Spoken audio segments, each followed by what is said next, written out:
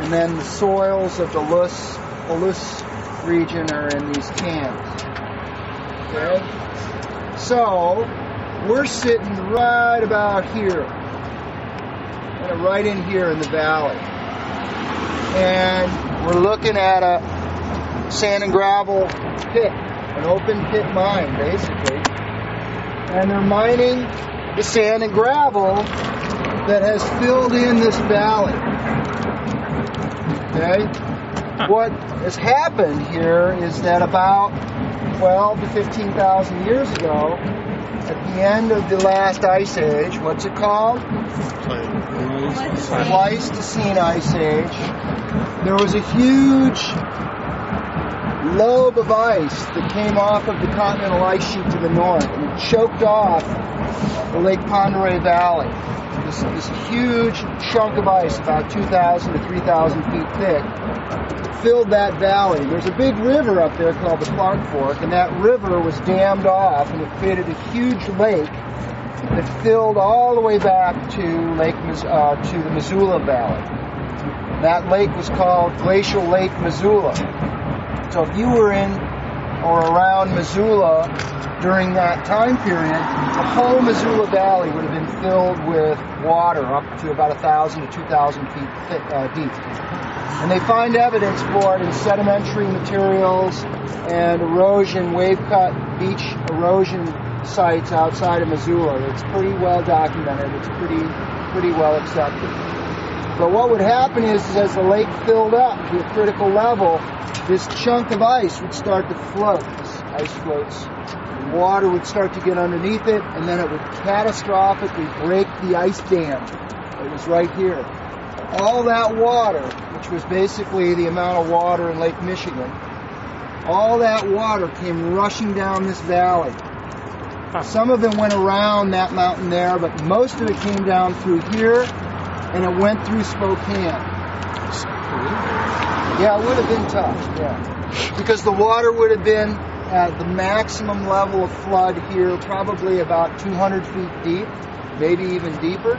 Would have been moving at about 60 miles an hour through this valley wall to valley wall. Wow. They estimate that during the maximum peak flood, and they think there were many of them, during a flood which would last about 24 hours to empty the lake, 24 to 48 hours, during the maximum flow, that discharge rate would have equaled 10 times all the world's rivers combined. So this would have been a hell of a place to be during that time. If you were up on Browns Mountain, it was scabland track. You notice it has a kind of pattern of a braided river channel in a way. The brown is soil. The pink is basalt. The brown sits on top of the soil, and as the floods came through, they scoured out the soils and created these deep canyons. These are basically canyons. And as the water flowed into central Washington, it scoured into the basalts, forming what's called the scablands. If you've ever been to Grand Coulee, that are about 600 to 800 feet deep, miles across, that were the result of these intense floods of water that originated from Glacial Lake Missoula. Now, with each flood, sediment was left behind because the water came down here, hit a topographic high here, piled up, and then spilled out. And as it piled up here, it dropped sediment. The sediment it dropped is that sand and gravel that we're looking at right now. So that sand and gravel, and we're standing on about 300 to 400 feet of it right here. You go out in the East Valley near green saturated zone to the Spokane Aquifer. The gravels that they're mining are the gravels that make up the aquifer itself. Now it looks kind of murky and yucky, but that water is perfectly clean. It's just been stirred up because they're mining it. So there's suspended silts in the water. It's very clean water. Now the aquifer is very rapid.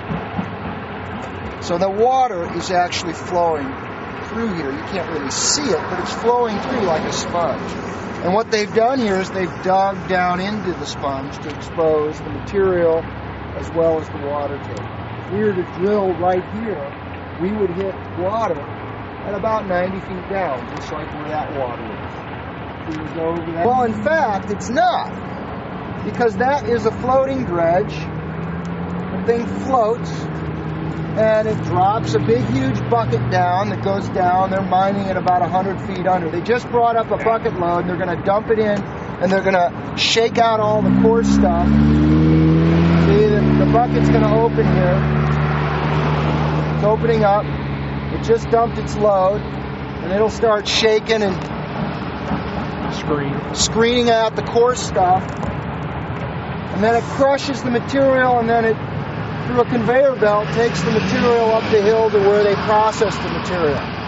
That material is what they use in making asphalt, cement, roadway material, building material, a critical resource. I mean, look at about, yes, that does go in there, but the water then goes back underground, and it goes back into the sponge, and it kind of filters it. Any significant contamination, but any would bypass the municipal pumping wells. But my argument is this is a very safe, environmentally safe operation, and it's supplying our area with a resource that we depend on. If we did not allow mining, but it supplies us with stuff we have to have, and as long as it's not damaging the aquifer, I don't have a problem with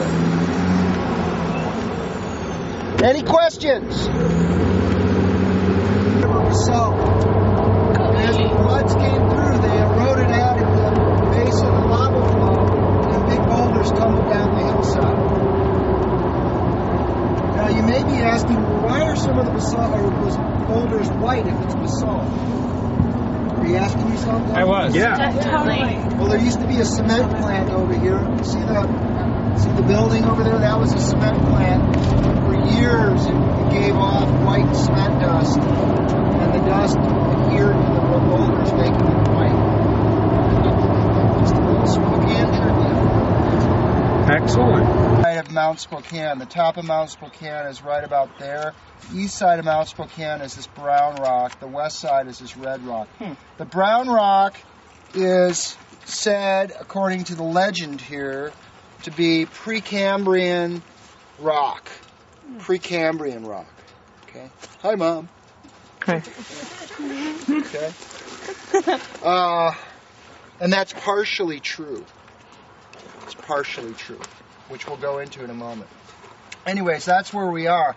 Now, as it turns out, we've climbed out of the valley. Not very much, but we've climbed out, and you can kind of look back and see the flat of the valley. But now we're on this bedrock of the valley wall, so we're out off the aquifer. Okay, the aquifer is in the valley underneath. Now we're off of it. So remember the diagram I drew of the valley and the bathtub and filled. Now we're out of that, and we're up on the sides in this brown stuff. So let's go take a look at it, and let's just try to figure out what it is. So what are the three main groups of rocks?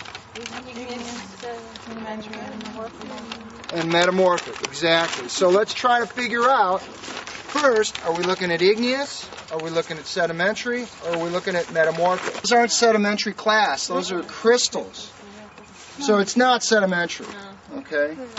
So you think it's metamorphic. Okay? Why don't you think it's igneous?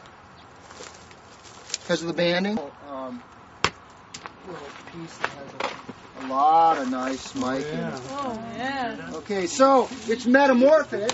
Now let's try to figure out what type of metamorphic rock it is. Okay, so it's foliated. Okay. Is it coarse grained or fine grained?